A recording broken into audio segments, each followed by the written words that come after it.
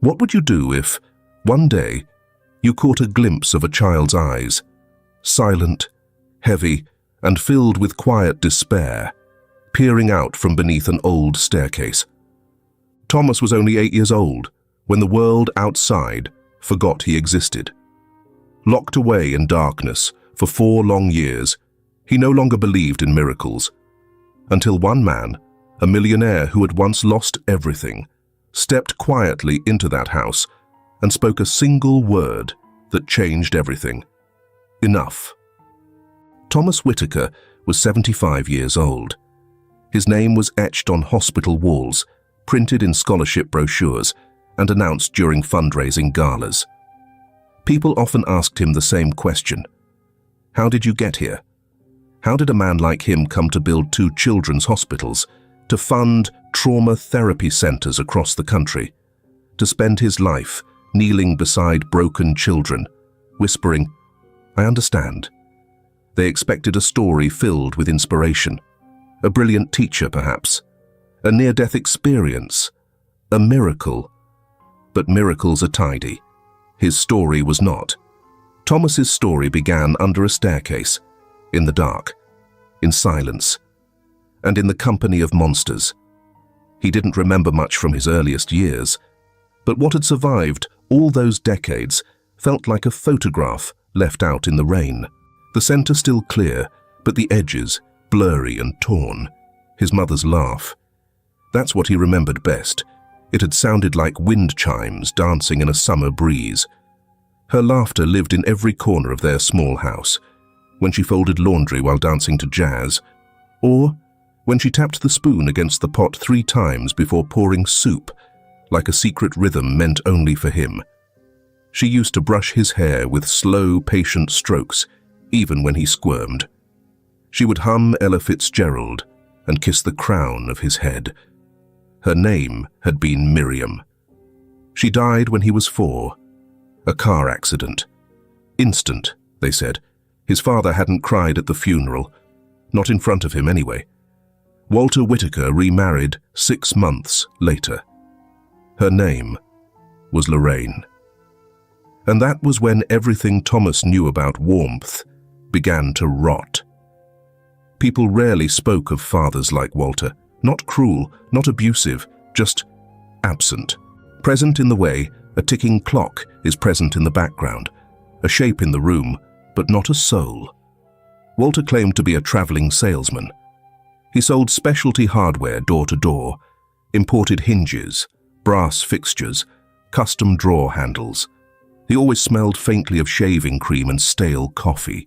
He wore cufflinks even when they didn't match his shirt. When he was home, he was polite, distant, detached. He never raised his voice, never laid a hand on Thomas, but he also never asked about the bruises, never noticed the way Thomas's frame shrank, never questioned why the boy winced when he stepped too close. Looking back, Thomas believed some part of his father knew that Lorraine's smiles stretched too tight, that Thomas's silence had depth, that something inside their home had turned rotten. But knowing and doing were oceans apart. And Walter chose to sail away. The business trips got longer. The phone calls came fewer. Eventually, the postcards stopped arriving altogether. And when he was gone, truly gone, Lorraine took off the mask. The first time she locked Thomas under the stairs, he was 5. It happened after he spilled a glass of milk on her carpet. He had said sorry. He remembered that part. He said sorry over and over again until his throat went raw. She said nothing, just grabbed his arm, dragged him across the floor, opened the little door beneath the staircase, and shoved him inside. He remembered thinking it was a punishment, a time out. But time didn't pass the same way in there. There was no light, no clock. Only the sound of his breathing, the distant hum of the refrigerator, and her footsteps overhead. No one came for him that night, or the next. He lived there for 4 years. People might picture something quaint, a dusty cupboard, a small mattress, a single light bulb. It wasn't. It was a crawl space, narrow, damp, rotting. The walls leaked in winter, mold crept up the corners. The smell of mildew was so thick it made him gag in his sleep. There was no blanket, just rags, no bathroom, just a bucket. It was a coffin that never closed. But the worst part? The rules. Rule 1, no sound. If he cried too loud, the door would fling open and her rage would pour in. Wooden spoons, broom handles, fists. If he whispered to himself, she would steal his blanket. If he made noise when guests were over, he wouldn't eat for days. Rule 2, no hope. Hope was the cruelest trick. It made him believe someone might notice, that a neighbor might hear, that a teacher might ask questions, that someone, anyone, might look into his eyes and say, "This isn't right." No one ever did. Rule 3, smile when called. When guests visited, Lorraine would paint a mask on him. She scrubbed him down, dressed him in stiff clothes that didn't fit, and forced him to sit at her side like some grotesque accessory. He wasn't allowed to speak unless spoken to. If he played the part well, he might get a crust of bread. If not, he'd be dragged back into the dark with a welt on his back and blood in his mouth. They called him such a polite boy. No one ever asked why he flinched when they touched his shoulder. He became her servant, her shadow, her punching bag. At 6, he was scrubbing floors with his bare hands. At 7, cleaning her bedroom, folding her laundry, polishing her wine glasses. By 8, he had forgotten what his own name sounded like. She never used it. He was it. That thing. You little mistake. Thomas didn't know how many birthdays he spent under the stairs. He didn't remember a single candle, but he remembered the hunger, the way it lived inside him like an echo. It made him hallucinate, whispered strange things in the dark. It dulled his fear, shrank his body, but kept his mind just awake enough to suffer. He began to fear the light, not for what it showed, but for what it meant. Light meant she remembered he existed. Light meant pain. So he learned to love the dark. What he remembered most clearly from those years was how small the world became. It narrowed to the width of that cupboard, the smell of rotting wood, the ache in his knees, the sound of Lorraine's heels on the stairs. He made friends with shadows, named the cracks in the wall, told himself stories to stay sane, Bible verses, fairy tales, fragments of songs he barely remembered. He didn't know why he didn't break completely. Maybe because he still had one thread of memory, one ghost to cling to. His mother, Miriam. She was gone, but not gone. She lived in his heartbeat. In the lullabies, he whispered when the pain was too much. In the smell of pancakes, he sometimes imagined drifting through the cracks.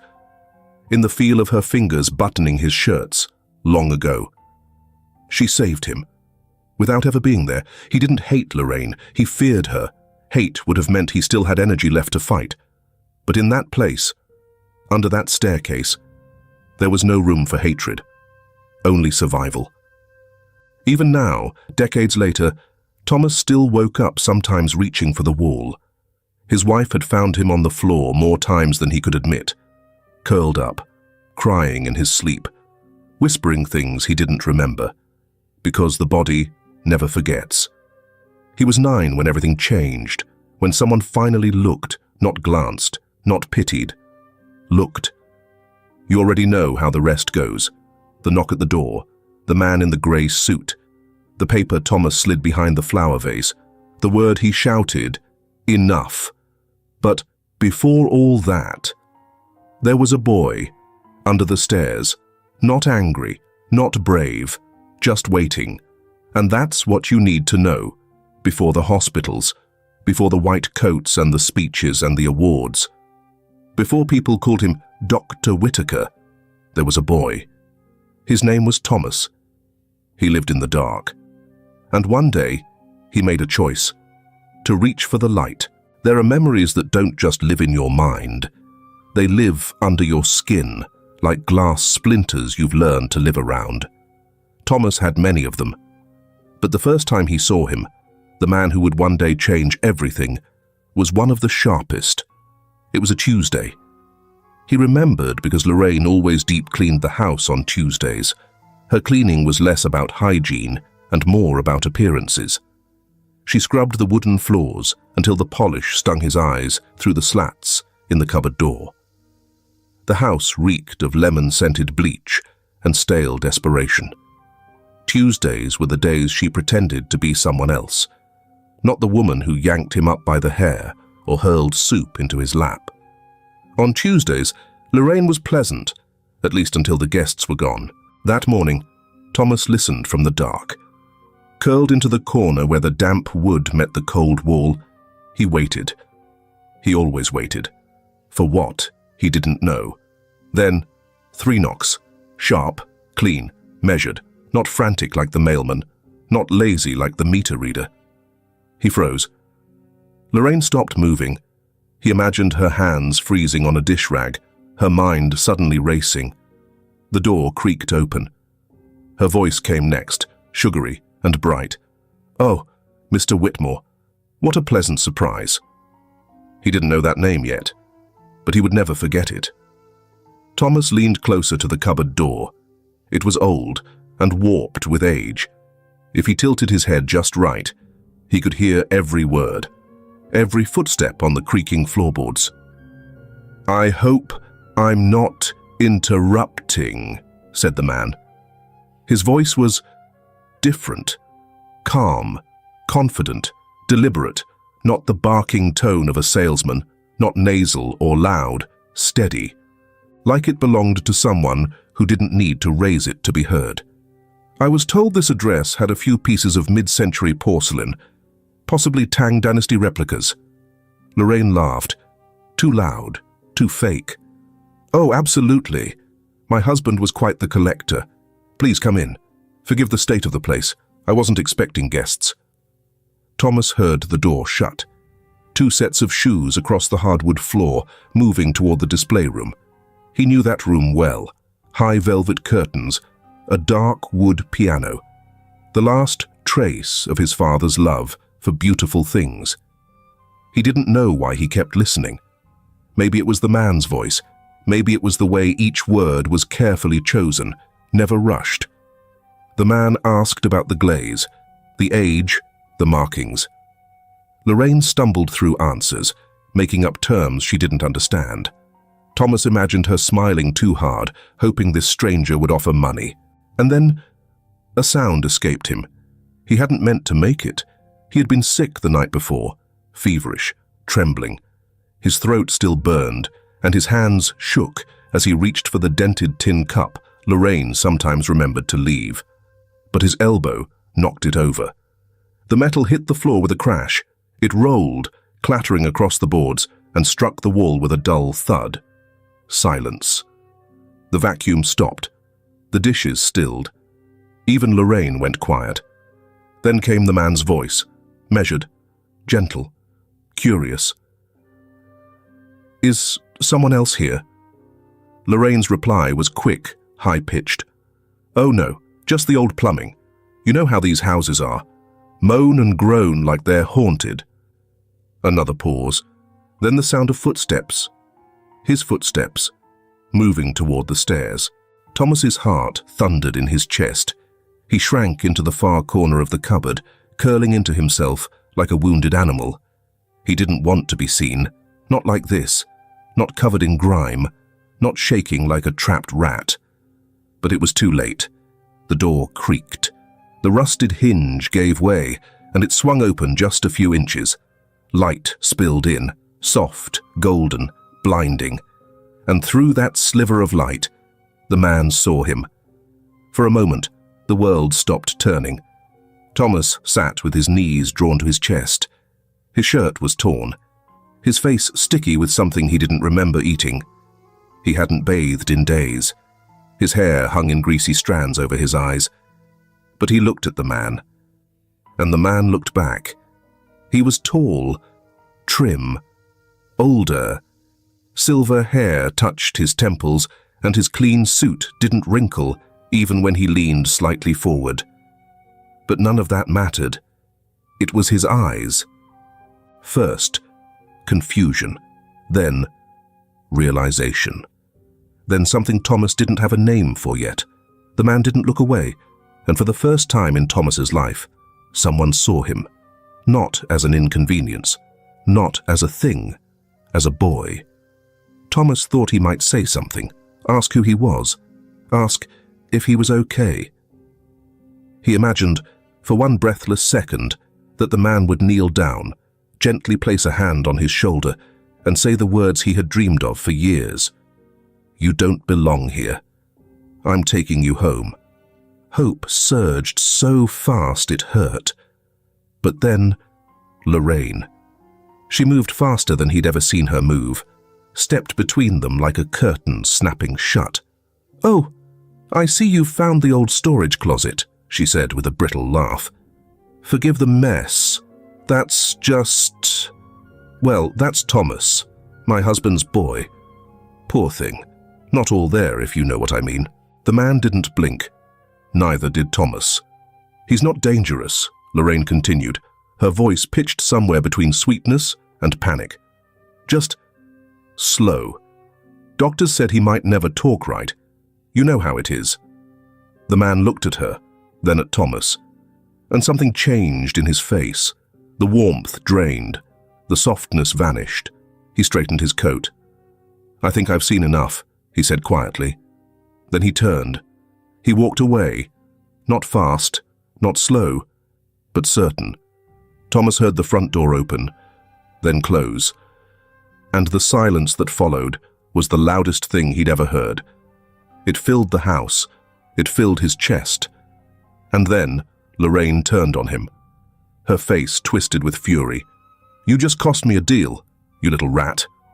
He braced himself. That night, there was no food, no water. She hit him with the heel of her shoe so hard, his ear rang for 3 days. He bled into his pillow and didn't cry. Not because it didn't hurt, but because he had no tears left. She threatened to seal the cupboard shut, and he believed her. But none of that, the bruises, the blood, the hunger, none of it hurt as much as those few seconds under the light.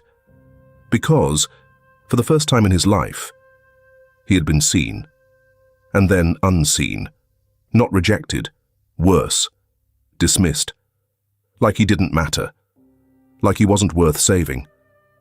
Thomas didn't know then what seeds had been planted that day, didn't know how close the man had come to coming back, didn't know that something had already shifted inside him, quietly, like the tide changing beneath a full moon.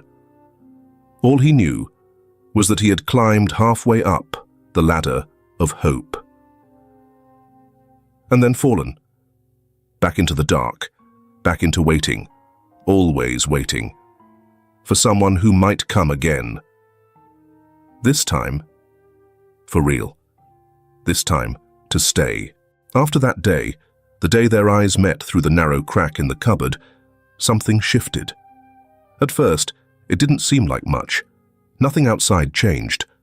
Lorraine was still Lorraine, sharp-tongued and cruel, as unpredictable as a summer storm. The cupboard remained dark and damp, its corners growing mold where the wood had swelled. Thomas still fell asleep with his arms wrapped around his knees, teeth chattering from hunger and cold. His ribs still ached from her last kick. His cheek still stung from where her ring had split the skin. But something in the air had changed. It was small, barely there, like a whisper after years of silence. Maybe it was the way Lorraine moved faster than usual, snapped more, checked the locks twice.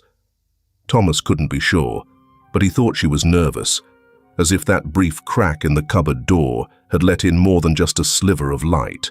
It had let in possibility, and possibility to someone like Lorraine was dangerous. So she tightened the rules. No noise unless spoken to, no scratching, no coughing, no movement when guests were over, and especially, no signs of life. But about a week later, he heard the voice again. It was early morning. The house smelled of vinegar cleaner and the scorched remains of Lorraine's latest failed attempt at breakfast. She always burned the toast. Thomas was tucked beneath the stairs, trying to be smaller than his own shadow, when he heard it. 3 soft knocks, a pause, and then the door opened. "Well, Mr. Whitmore," Lorraine said, her tone flat and strained. "Back again?" "Just in the neighborhood," came the reply. Calm, measured, familiar. It was him, the man with the steady voice and silver-streaked hair, the one who had seen him. "I was hoping to take another look at that vase, the blue and white one. I believe I missed a maker's mark." Thomas pressed his ear to the wood. He could hear the pause in Lorraine's breath, the mental calculus behind her silence. He still represented money, or so she believed. "Fine," she said at last, "but don't expect tea service this time." He entered. Thomas didn't move. He didn't dare. But he listened.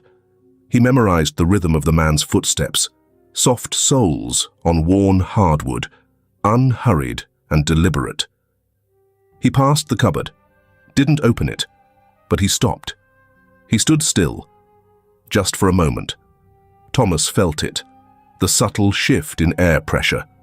For one suspended breath, he thought he could feel the man's gaze on the wood, not pushing, just checking. Then the footsteps moved on, and he left. That afternoon, Lorraine yanked open the cupboard door and threw in a broom. "Clean the corners," she snapped. She didn't notice what had been left behind, but Thomas did, tucked behind a beam, carefully placed in the only spot someone living in the cupboard would notice. Was a book. Not new, not shiny, but clean, intact. The Velveteen Rabbit. His hands trembled as he picked it up. The edges were soft from use. The spine cracked slightly as he opened it. Inside the front cover, in neat, slightly slanted handwriting, was a simple note. "I thought you might like this. A." That was it. No threats, no instructions, just a gift. The first time in years, someone had given him something without pain in return. He stared at the book for what felt like hours before daring to hide it beneath the rags. Not under the floorboard, not out in the open. Carefully, reverently. Between the blanket and the wall, far enough back that Lorraine wouldn't see it if she peeked in. That night, Thomas didn't sleep. He just held the book to his chest. After that, the man kept coming. Not every day, but often enough that Thomas began to wait for him. Each time, he arrived with a new question, about a different piece of porcelain or a chipped saucer he said he had missed. Lorraine rolled her eyes every time, but greed dulled suspicion. She let him in, always polite, always casual, but always lingering near the stairs. And after he left, Thomas would find something, a folded towel, a box of saltine crackers, a pair of socks, clean and slightly worn, but warm, a paper napkin wrapped around 2 boiled eggs, never enough to raise alarm. But to Thomas, they were treasure. They were evidence. He had been seen. He didn't know what to call the feeling building in his chest. It wasn't hope. Not yet. He didn't trust hope. Hope made you soft, and soft got you hurt.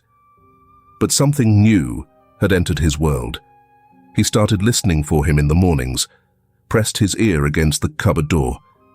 His heart would leap at the sound of the floorboard creaking beneath those careful steps. He memorized the cadence of the walk, the inflection in the voice. He called him something in his mind, the man with the sad eyes, because that's what they were, sad. Not like Lorraine's, which were cold and vacant. Her eyes were hollowed out by bitterness. His sadness was different. It had depth, like someone who had once known joy and lost it, like someone who had seen something once and never recovered. One day, after he left, Thomas found something different. It wasn't food or clothing. or anything practical. It was art, a thick piece of drawing paper folded carefully. On one side, a pencil sketch, a boy sitting beneath a window, thin but not broken, holding a book in his lap, a beam of sunlight falling across him like a gentle hand. The lines were soft, delicate, drawn by someone who knew what shadows looked like. On the back, in the same slanted hand, were 8 quiet words. If you ever need help, put this paper by the front window. No name, no signature, no instructions, just a choice. Thomas stared at it for hours. His fingers traced the edge of the page again and again. What did he mean? Help? How? When? Could he trust it? Or worse, what if it was a trap? What if Lorraine found it? What if she caught him trying to place it? What if the man hadn't really meant it? That night, he didn't sleep.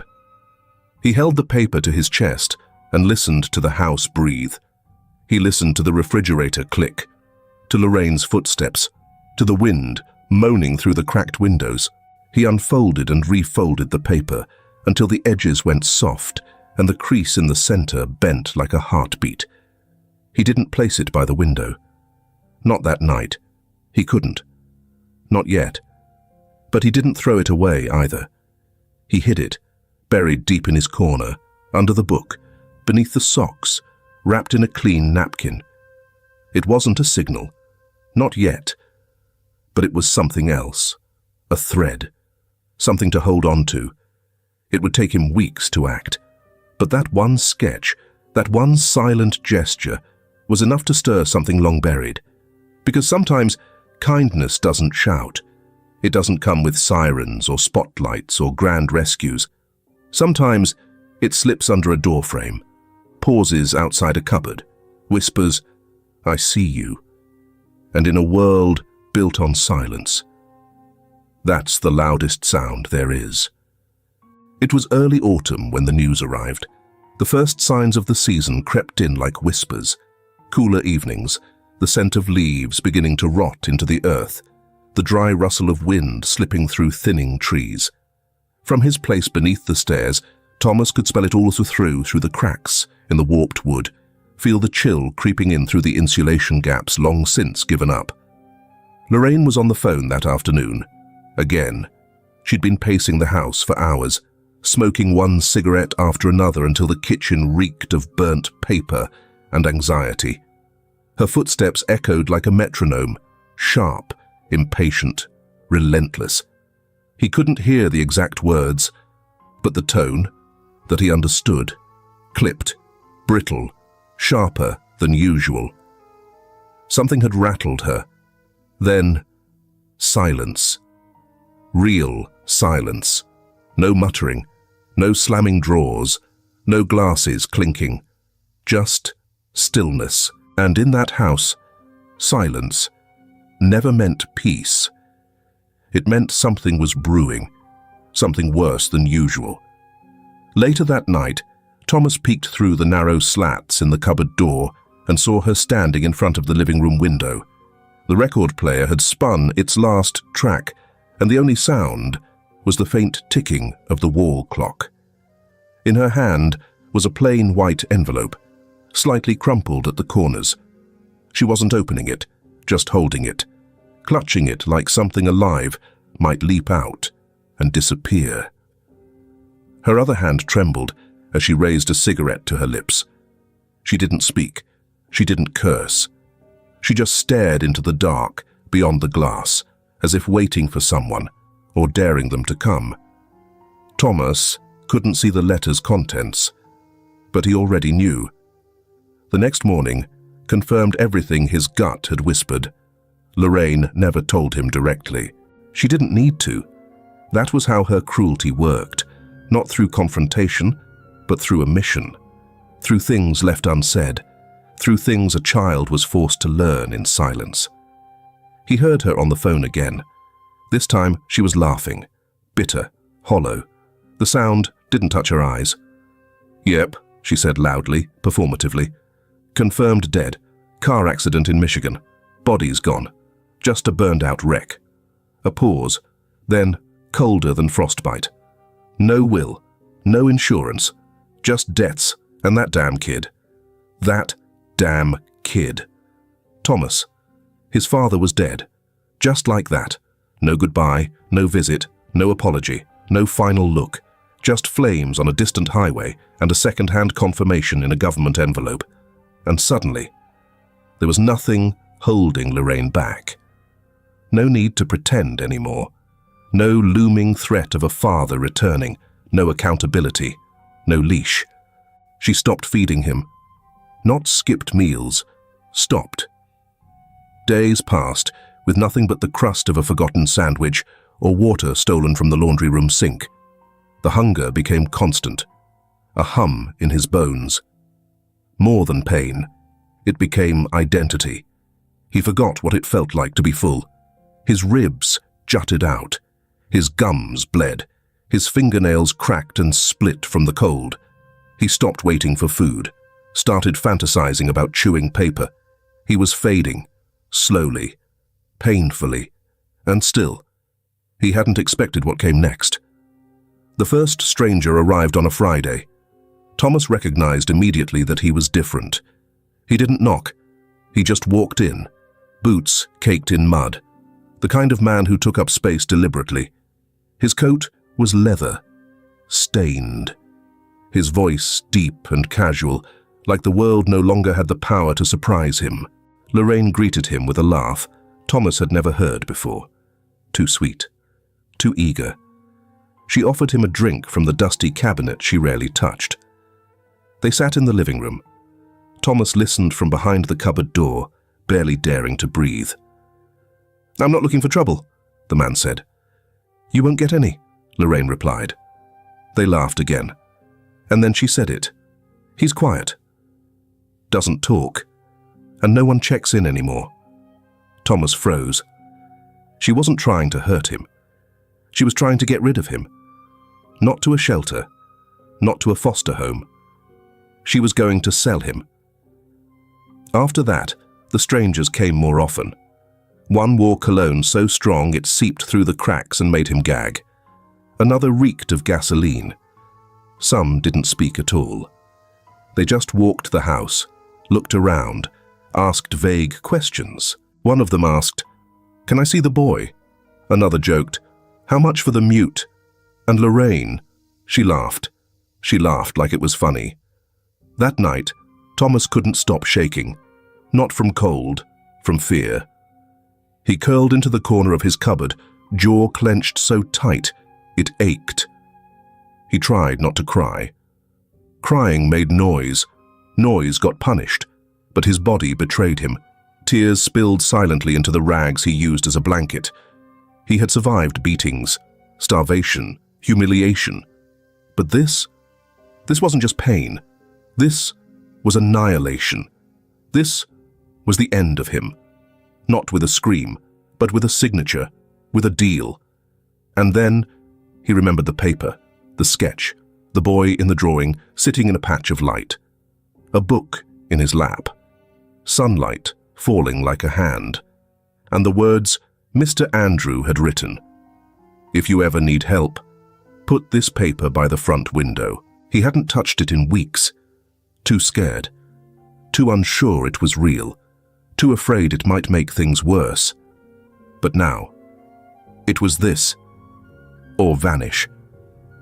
Thomas crawled to the edge of the cupboard and retrieved the paper from its hiding place beneath the floorboard.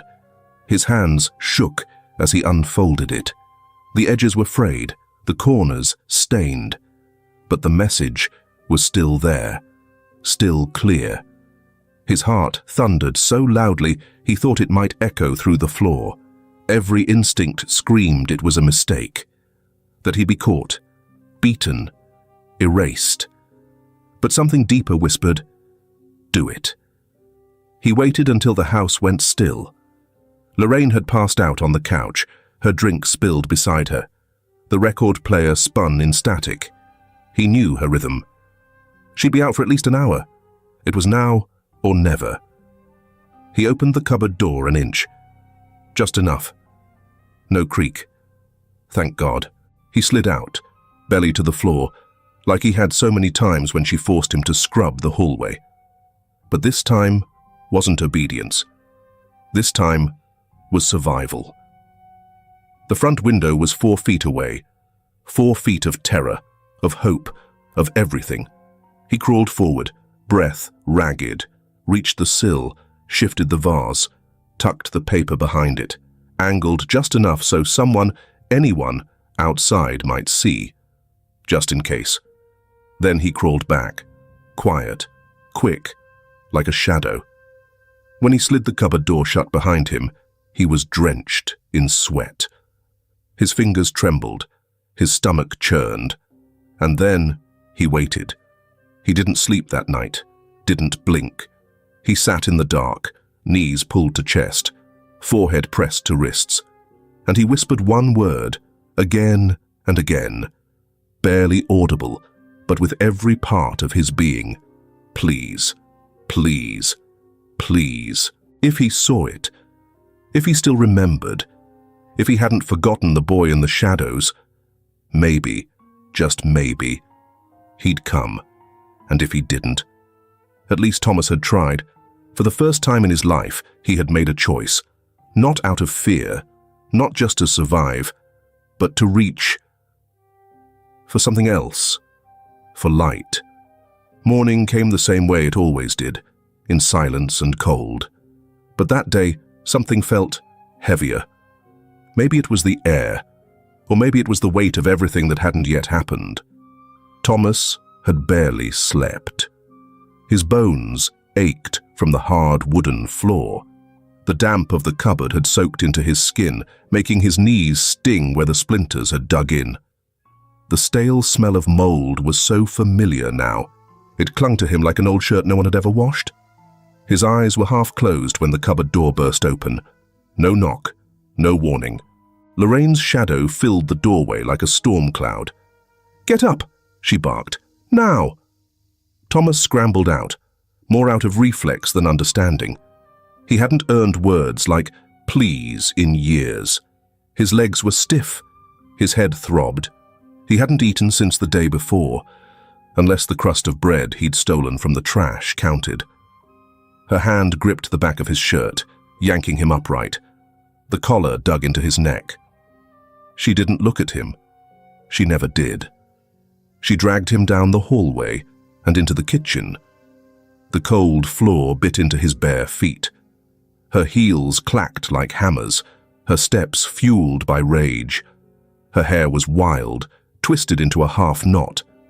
She smelled of cigarettes, gin, and unfiltered fury. The bottle from last night still sat on the counter, half empty, half forgotten. "You want to act like an animal?" she hissed, shoving him toward the cracked tile near the fridge. "Fine. You'll eat like one." He blinked, dazed, until he saw it.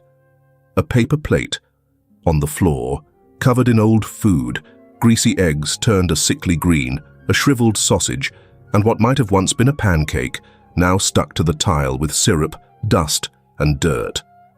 Bits of hair clung to it. Something red was smeared across the edge, something he couldn't identify. It wasn't just garbage, it was a message. "Go on," Lorraine snarled. Her arms crossed. A smile curved across her face in the cruelest way. "Eat it, every damn bite." Thomas stared at the food, his stomach twisted with hunger and shame. He'd eaten worse. Moldy bread, dog kibble, even soap once. But this, something in him pushed back. I... His voice cracked, barely audible. Lorraine stepped forward, towering. "What? Now you're too good for it." He didn't answer. Wrong move. Her hand whipped across his face. The slap hit him full force, sending him crashing sideways. His hip slammed into the corner of the cabinet. His cheek burned, hot and stinging. "I said EAT. He curled in on himself, one hand catching the floor, the other shielding his head. But she wasn't done. She grabbed him by the hair and dragged him toward the plate until his face hovered inches above it. The smell made bile rise in his throat. "You think you're clever," she snarled, shaking him, "leaving your little message by the window. You think someone's coming, huh? You think you matter to anyone out there? Her voice cracked with rage. You're nothing, she spat. Do you hear me? Nothing. He didn't answer. He couldn't. She shoved his face closer to the plate, and his hands instinctively caught the floor to keep from falling into the mess. Eat it, she said again. Like the dirty little stray you are. Thomas tried to pull away, but her foot came down on his leg, pinning him in place. His arms trembled, his ribs screamed. The room began to spin. His eyes filled with tears he refused to let fall. And then, crack. The front door exploded open. The sound was deafening. Not a knock, not a creak. It had been kicked in. They both froze. Lorraine spun around, hand dropping from his hair. What the hell? Footsteps, heavy, fast, deliberate, boots on hardwood. Then a voice, low, steady, slicing through the tension like a blade. Step away from him. And then he appeared. Mr. Andrew, but not in a suit, not the calm, composed version of the man Thomas remembered. He looked like a storm given form, winded but unshaken. His coat flared behind him, half unbuttoned. His expression wasn't peaceful. It was fury, righteous, controlled, but on the edge of something explosive.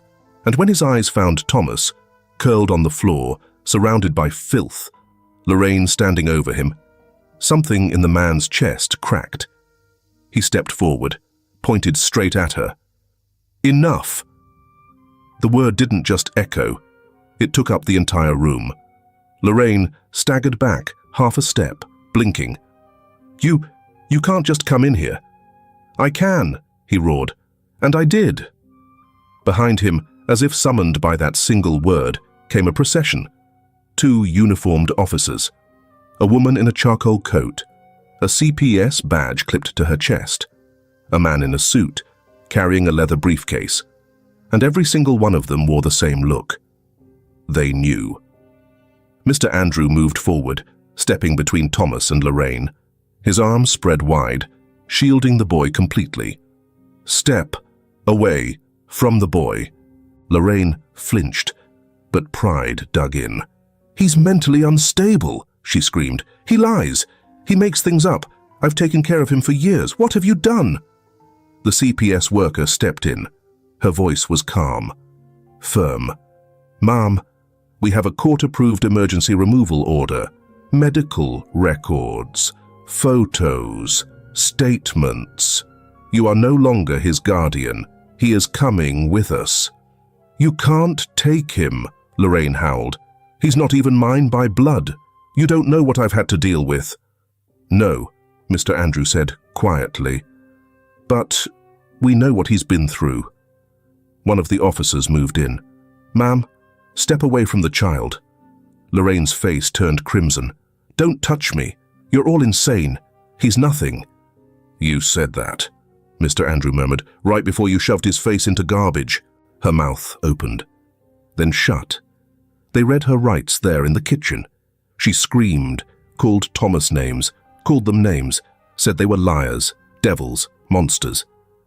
But no one listened anymore. She was cuffed, still fighting, still flailing, her sobs trailing down the hall as they dragged her out. And then, silence. Thomas remained on the floor. He hadn't moved. His face still hovered above the plate. His hands shook beneath him. It didn't feel real. He expected to be slapped awake, dragged back into the cupboard, told it was all a dream. Then, a hand. On his shoulder. Not rough, not yanking. Warm, steady, human. Mr. Andrew knelt beside him. I've got you, he said. Thomas looked up. The rage in the man's eyes had faded. In its place. Something Thomas had never seen directed at him before. Gentleness. Not pity. Not fear. Care. Mr. Andrew reached for him, slowly. Can you walk? Thomas tried. His legs buckled. Andrew caught him without hesitation. And then he lifted him, not like trash, not like a burden, like something precious, Janice, the CPS worker, stepped forward. She wrapped Thomas in a blanket, warm, soft. "We're here now," she whispered. "You're not going back." Mr. Andrew carried him through the kitchen, past the mouldy sink, past the broken cupboard, and through the front door, into the light. It hit Thomas like fire, blinding, real. He turned his face away instinctively, squinted. Tears stung his eyes. But they weren't from pain. They were from the absence of it. He had lived 4 years in shadows. Now, for the first time, he was being carried into the world. Not hidden, seen. As they reached the car, Mr. Andrew whispered, "You're safe now, Thomas. You're safe." And for the first time since the day his mother left in an ambulance and never came back, he believed it. The first night Thomas slept in Mr. Andrew's house, he didn't sleep at all. The home, no, the estate, was unlike anything he had ever known. It was warm, filled with soft light and the scent of cinnamon and freshly laundered linen. The room they gave him was bigger than the entire hallway he had spent years crawling through. The sheets were soft, the pillows were fluffed. The bed was so wide, he didn't even know where to lie. On the nightstand sat a small lamp, a folded set of clothes, and his favorite, a book, The Velveteen Rabbit, the same book Andrew had once left for him when he wasn't sure the boy hiding behind the cupboard door would ever see him as more than a shadow. It was too much, too quiet, too clean, too free. That night, Thomas curled into a tight ball on the edge of the bed. Maybe it was instinct. He didn't trust the middle. He needed a boundary, a wall, a place to hide. He didn't remember falling asleep, but he remembered waking up, screaming. In the dream, he was back under the stairs. Only this time, the walls were closing in. Literally. The plaster cracked. The ceiling caved. The pressure stole his breath. Lorraine was outside the door, laughing. Someone knocked, once, twice, 3 times, but no one came in. Thomas jolted upright, drenched in sweat, chest heaving. Then he heard it. A door creaked open down the hall. Slow, deliberate footsteps. Then the door to his room eased inward. Just a little. "Thomas?" It was Andrew. His voice was quiet, steady. Thomas couldn't answer. He could barely see. Andrew didn't turn on the light. He didn't startle him with questions or noise. He just stepped inside and sat down in the armchair by the window. "I'm right here," he said. And somehow, Thomas fell asleep again, not because the fear was gone, but because someone stayed. The days that followed were strange. He was fed 3 meals a day. There was always fruit, eggs, soup, even cookies once. Thomas didn't know what to do with a cookie.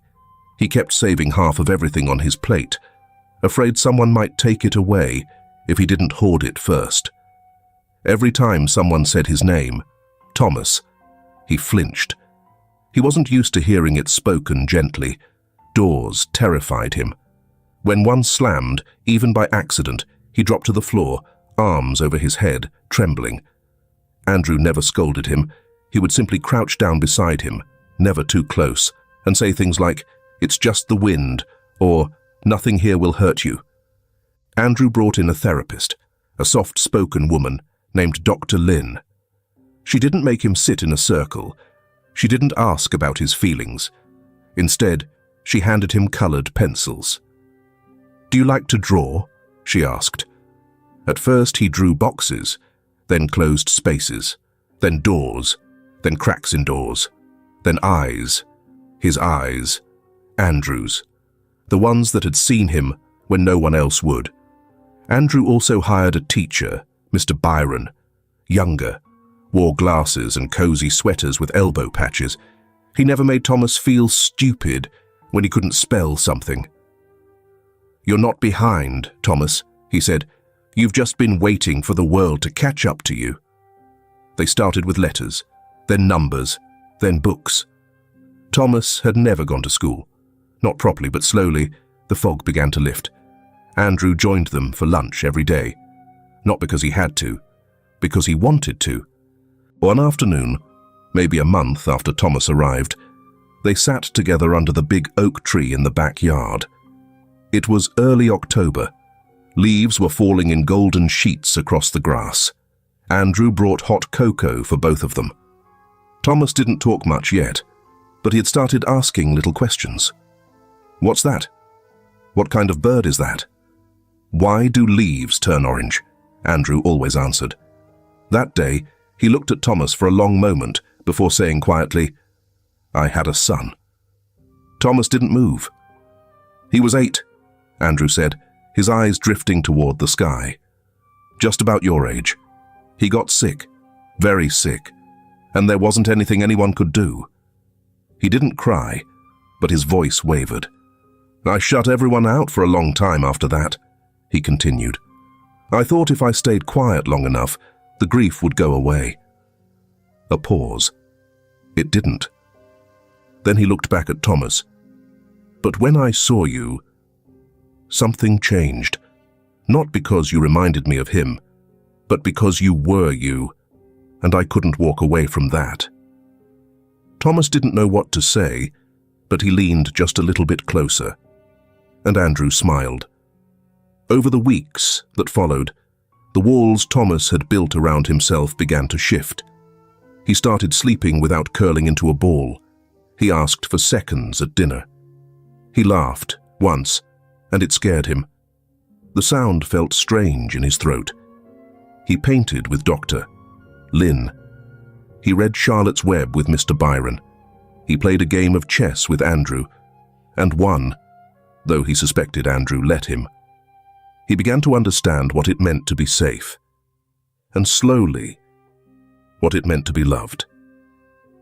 They never said it out loud, not at first, but it was there.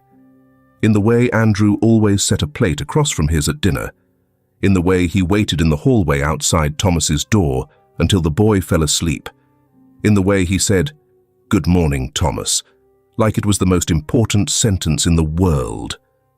They were building something. Not fast, not perfect, but real. And for a boy who had only ever known darkness, it felt like sunrise. It didn't take long for the court date to be set. By that point, Thomas had been living with Mr. Andrew for just over 3 months. The bruises had faded. The weight was slowly returning to his frame. He had learned to sleep, most nights, without waking up in a scream. But the scars, those didn't fade as easily. They lived beneath his skin, in silence, in dreams. When Andrew sat him down and told him the trial was approaching, Thomas froze. "Will she be there?" he asked, his voice barely audible. Andrew didn't lie. "Yes." Thomas didn't say anything for a long time. His fingers twisted the hem of his shirt. He didn't cry. He didn't run. He just nodded. "I want to go." Andrew reached across the table and covered the boy's hand with his own. "You don't have to," he said gently. "We have everything we need. Medical reports, CPS evaluations, witness statements. You won't be forced." "I want to," Thomas repeated, this time with more resolve. "I need to." The courthouse smelled of paper and floor polish. Its high ceilings loomed like the inside of a cathedral, but without the sanctuary. Footsteps echoed. Voices murmured behind closed doors. Thomas sat beside Andrew on one of the long wooden benches, his posture rigid, his shirt buttoned all the way to the collar. His shoes were too tight, but they gleamed with polish. A small sign of care. Janice, the CPS caseworker, sat nearby, a quiet guardian. When the doors opened and Lorraine was brought in, Thomas's breath caught. She wore an orange jumpsuit and shackles. Her wrists and ankles clinked softly with every step. But what stunned Thomas wasn't the sound. It was her size. She looked small, not weak, but smaller than the towering figure who had once haunted his nights. Her hair was pulled back so tight it lifted her eyebrows. Her face was pale, the skin drawn and lined with frustration. Her eyes darted around the room like those of a trapped animal. When she saw him, she narrowed her eyes into slits, but he didn't flinch. Not this time. The prosecutor presented the case methodically. Photos of bruises, medical reports, expert testimony, statements from social workers, even the food-stained rags Thomas had once called his bedding. Lorraine pled not guilty, of course. She claimed it was all exaggerated, claimed he was unwell, claimed she did the best she could with what she was given.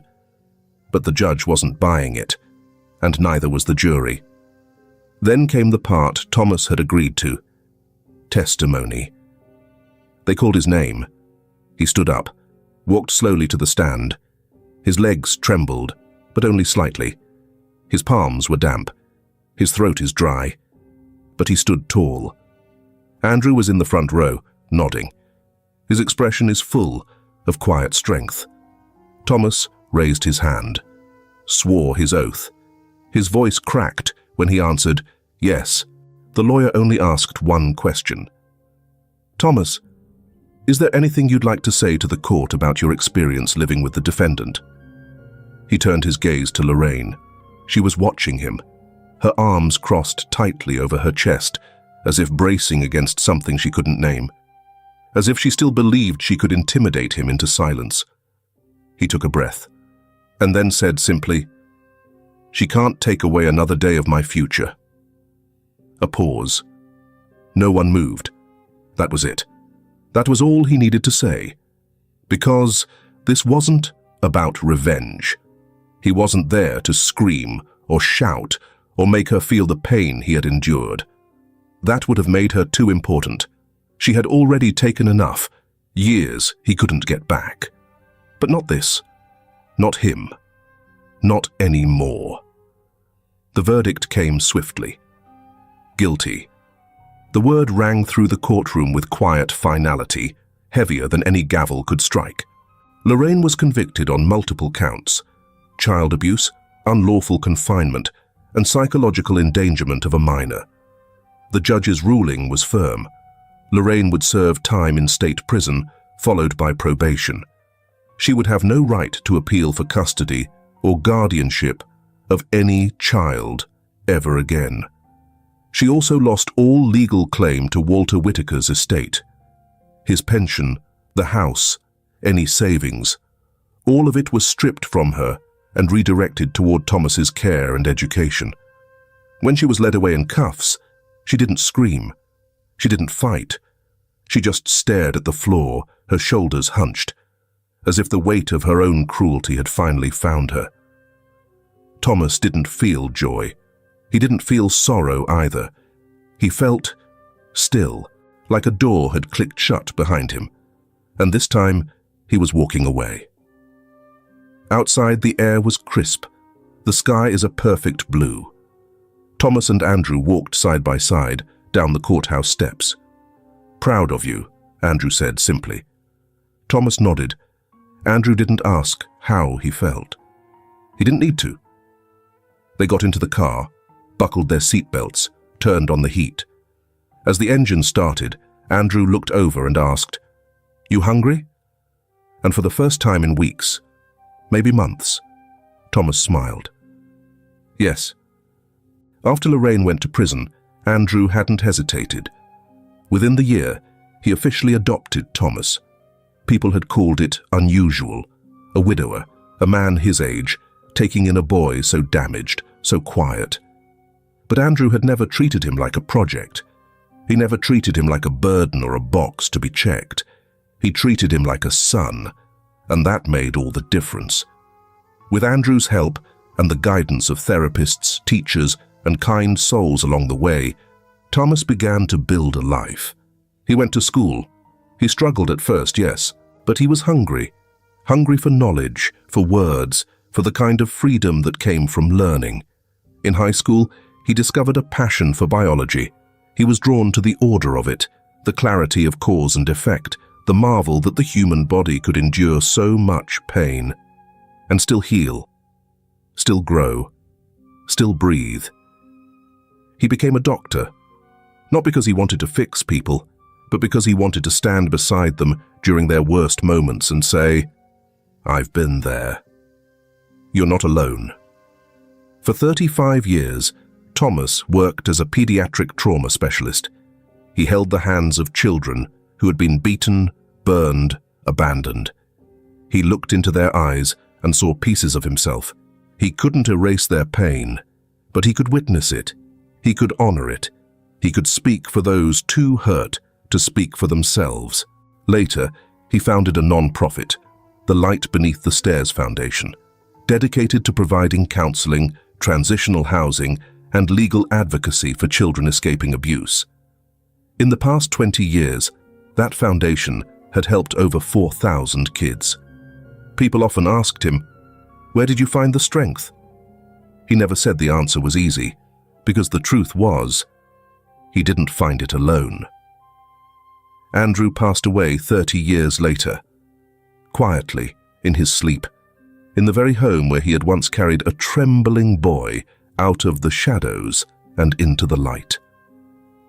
That morning, Thomas sat beside him for a long time, holding his hand. Andrew had never told him what exactly drove him to return that day. The day he burst through the front door and shouted one word that split a life in half. Enough. But Thomas knew it had cost him something. Andrew had carried his own grief. He had buried a son, faced a pain that could have hollowed him out forever. But he chose to see another child. He chose to act. And that changed everything. Thomas never married. He never had children of his own.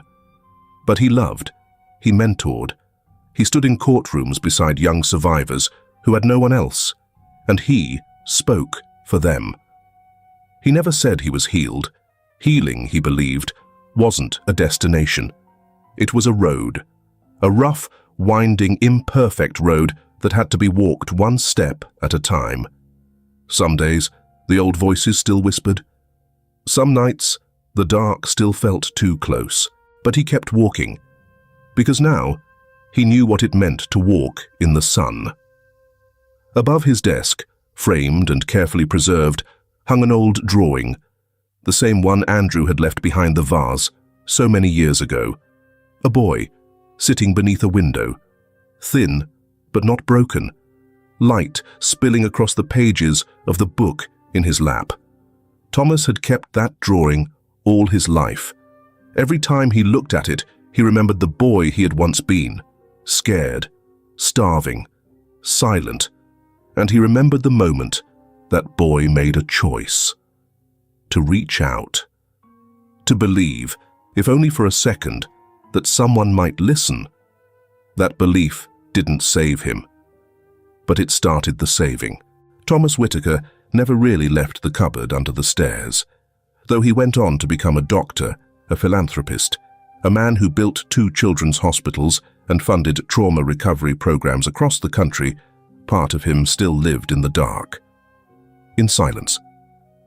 Curled in a corner, no one could see. The shadows from that time never fully disappeared. They visited him in dreams, in the quiet moments after midnight, in the way he sometimes flinched when doors closed too fast or voices rose too sharply. The pain of the past didn't vanish.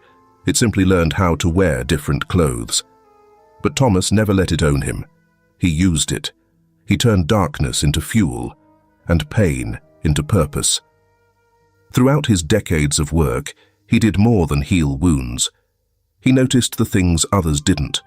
The boy who never spoke, the girl who didn't like being touched, the child who always said they were fine, even when their eyes told a different story. Thomas knew what to listen for in the silence. He had once lived there himself. He never became rich by traditional standards. He didn't care for fame.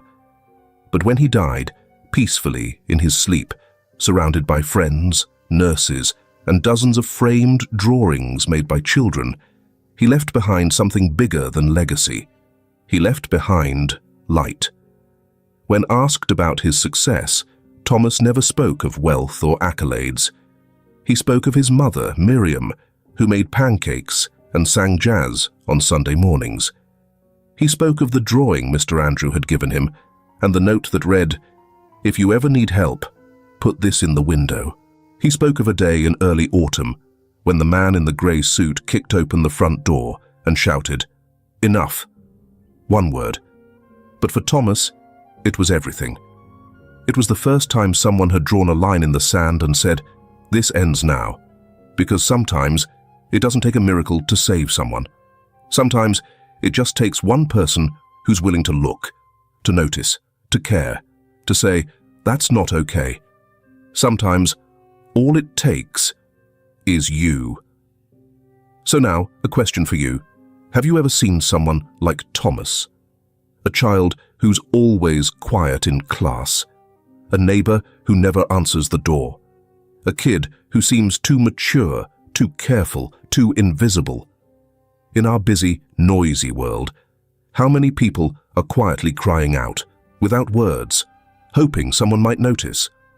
And if you did notice, would you speak up? Would you be the person who says, "Enough"? Let us know in the comments below. If this story moved you, inspired you, or made you reflect, please take a moment to like, subscribe, and share. Not for us, but for the ones who still live in the dark, waiting for someone to open the door. Because sometimes you might be the light they've been hoping to see. Thank you for spending your precious time with us. May your days be filled with warmth, meaning, good health, and quiet moments that remind you, you are never alone. See you in next story.